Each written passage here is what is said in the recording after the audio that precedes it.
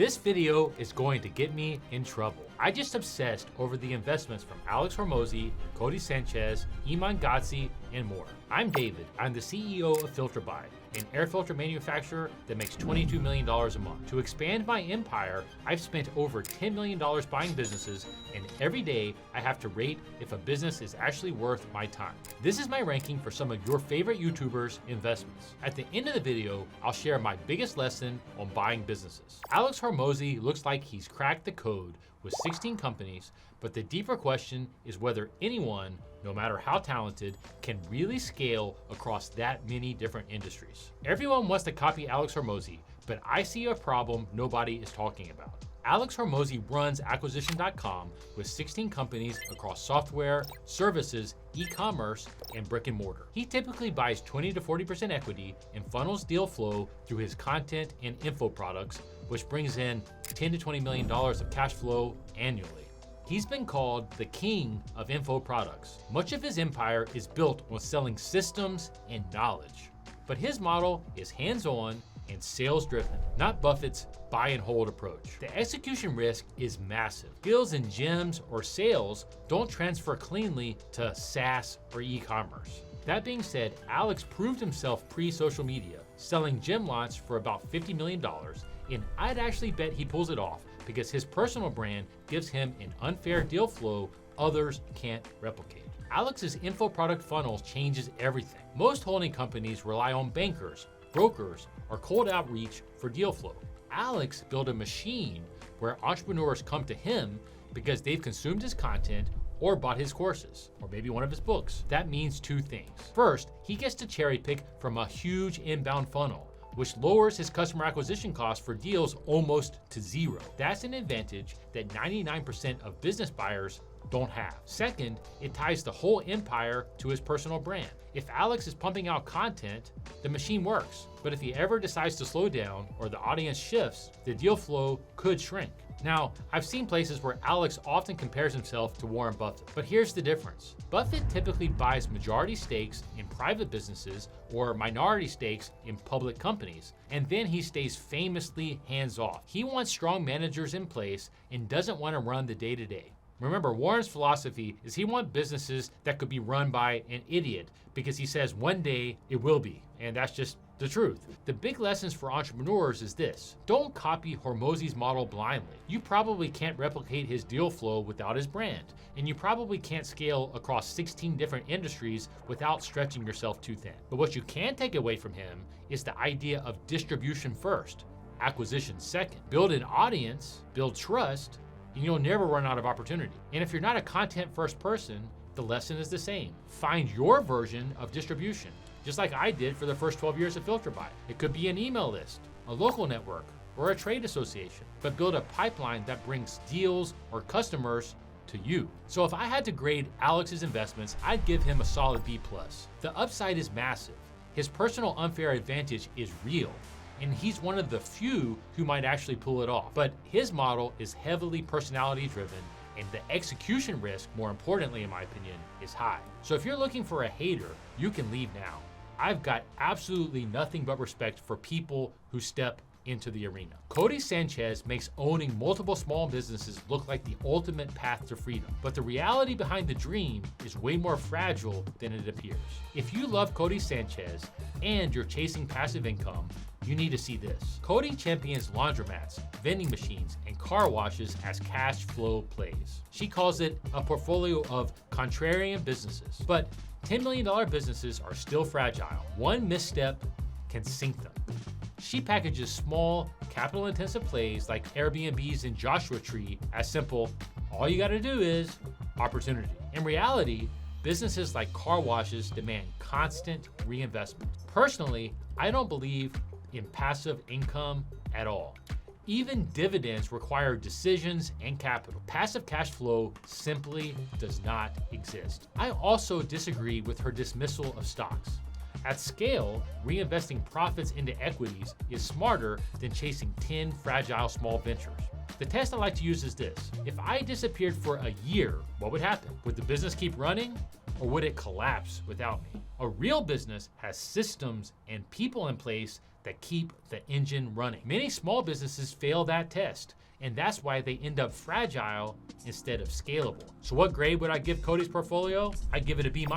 She's an incredible storyteller, and she's done more than almost anyone to make people look at small business acquisitions as a path to wealth. That deserves credit. But the reality is, many of these plays are fragile. Car washes, laundromats, vending machines, RV, Airbnbs, and Joshua Tree. They're capital intensive, they demand constant reinvestment, and they often end up as jobs in disguise. And on top of that, a lot of these spaces are now oversaturated. Thousands of people are chasing the exact same contrarian ideas, which makes them less contrarian every day. That's why I'm a much bigger proponent of building skills and deep industry knowledge. When you really understand an industry, you can create your own competitive moat instead of fighting over the same crowded plays that everybody else is. Iman Gadzhi is selling a dream that you should probably wake up from. Iman made his name selling agency courses and online income blueprints. But much of what I see feels closer to schemes, things like I've tried before, of affiliate websites or casino bonuses, blackjack arbitrage,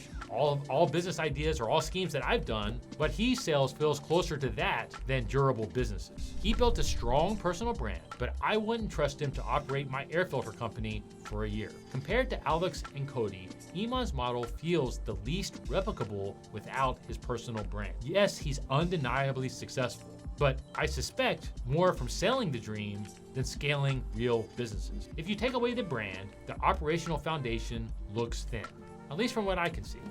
Earlier in this video, I shared a simple test. What happens if you walk away for a year? That's my heuristic. In Iman's case, the better version of that test is what happens if you lose your influence? And if the brand disappears, I think the answer is pretty tricky. That's why I'm such a believer in building systems and frameworks that can operate without you and without your face. It's harder, it usually takes longer, but it is far more durable. So here are the filters, no pun intended, that I like to use when I'm evaluating a business. First, does it solve a problem that will still matter 10 or 20 years from now? Second, can it keep running if I'm not in the room? And third, does it create an asset that compounds in value instead of just being a story that fades when attention moves on? That's the difference between building on sand and building on bedrock. It's exactly why I built a company that sells air filters. Is it boring? Maybe, but it works whether I'm here or not. So what grade would I give Iman's portfolio? Honestly, I'd give it a C-, and the reason is simple. I see it less as an investment portfolio and more as an extension of his personal brand.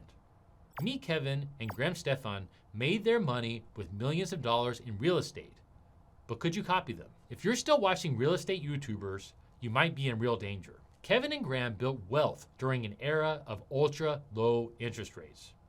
Cheap debt amplified their returns, conditions that don't exist anymore. Higher rates today mean tighter cash flow and more leverage risk. For newcomers, real estate looks like a ticket to wealth, but often delivers middle-class returns with high work and risk. Even on a middle-class scale, investing $100,000 into a mortgage with a 7% rate, where you're paying somewhere between $4,000 to $5,000 a month to keep up with debt, just isn't an appealing investment. Real estate made sense when debt was cheap, but today, the smarter path for building life-changing cash flow is to grow a small business, because that's leverage that you can actually control.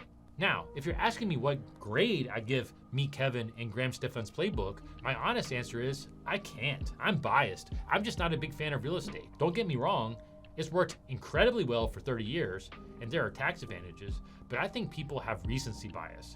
They've only seen real estate in a falling rate world, and the higher debt costs fundamentally changed the game. Even Ray Dalio recently said buying and holding real estate isn't an effective investment strategy right now. He manages over $100 billion. I'd probably listen to him. It's too interest rate sensitive, too easy to tax, and too nailed down to be flexible. That's Dalio's view in a nutshell, and honestly, I agree. For me, the better play is simple. Build a business, reinvest the profits, and put that cash into liquid assets like equities or Bitcoin where you have flexibility. That's how you create durability and compounding wealth. Stephan Bartlett is the host and CEO of the Diary of a CEO podcast, and he has a multi-million-dollar venture capital portfolio. How smart is that? Let's look at Stephan Bartlett's multi-million-dollar investment. Stephan Bartlett has become one of the most visible VCs in Europe. building his portfolio off the back of his podcast and media brand. He's made at least 22 angel investments across health, wellness, consumer products, software, and even Web 3.0. But here's the catch. Those deals flow to him because of his influence, not because the average entrepreneur can replicate his VC strategy. It's a model built on visibility, networks, and brand power. Stephan Bartlett is one of the most upfront about what he's doing. He's not pretending he's operating all these companies. He's building his personal brand, his network, and his connectivity, and then he's using that platform to get a first look at venture deals. That's actually a proven model. Jason Calacanis from the All In podcast did the same thing, or does the same thing. He built influence and community, and that gives him proprietary deal flow. And this matters because in venture capital, strategy alone doesn't win. Everybody has money, everybody has a fund. What matters is whether the best founders want you on their cap table. And that comes down to influence, relationships, and trust. Stephan built that through his podcast and media brand. Now, the key here is not to confuse Stephan's model with something that you can copy paste. For most people, building a giant podcast or becoming a European VC simply isn't realistic. But the principle is replicatable. Build your own unique competitive advantage. Stephan's advantage is visibility. Yours might be something totally different. Industry expertise, a distribution channel, or a skill that founders and customers desperately need. The lesson is, don't just play the same game as everyone else, build the edge that only you can bring. And that's what we talk about on this channel. And here's the part that ties it back to what I said in my last video. Your curiosity is your biggest advantage. We live in a time where information is free and abundant. If you can follow your curiosity and go deep, you can learn more in 6 months on YouTube or podcast than most people learn in 4 years of school. But the key is to combine that curiosity with commercial skills, things like sales, marketing, or operations. That's how you turn a rabbit hole into a moat. And that's why I actually give Stephan Bartlett's model an A. He's focused. He's not pretending to be an operator. He's building his craft, which is brand building and connectivity, and using that to create proprietary deal flow. So here's my challenge to you. What's your edge? What's the thing you get obsessed with? Go deep on, and then stack with sales or marketing skills until it becomes commercially powerful. But a lot of people think they're building a diversified portfolio similar to Warren Buffett's strategy when they're not. Buffett's real strategy is different. Hands-off, majority ownership, and focused on durable businesses, not small equity stakes with heavy sales put. Andrew Wilkinson's Tiny and Mohnish Pabrai are closer to the Buffett model. Most YouTubers aren't. Everyone loves to say diversification reduces risk, but in small business, diversification can actually increase risk. Because now you're spreading yourself across multiple operators, multiple industries, multiple fires to put out. As Stan Druckenmiller once said, I like to put all my eggs in one basket and watch that basket closely. And in my experience, that's usually the smarter move. I spent over a decade focused on air filter. From that relentless focus, I was able to expand the vision to building the world's leading indoor air quality company. And it's a mission I can work on for the rest of my life. But it all started with a single, focused foundation. So here's my challenge to you. What's the basket you're willing to watch closely for the next 20 years? Because that's where real wealth and real durability gets built. If you want to take your business to the next level, I want to learn more. In 2026, I'll be visiting and maybe even investing in some of my favorite boring businesses in the world. Send an email to the email on the screen now. Tell me a bit about your business, where you're located, and what you're hoping to do next. Hopefully, I'll see you soon.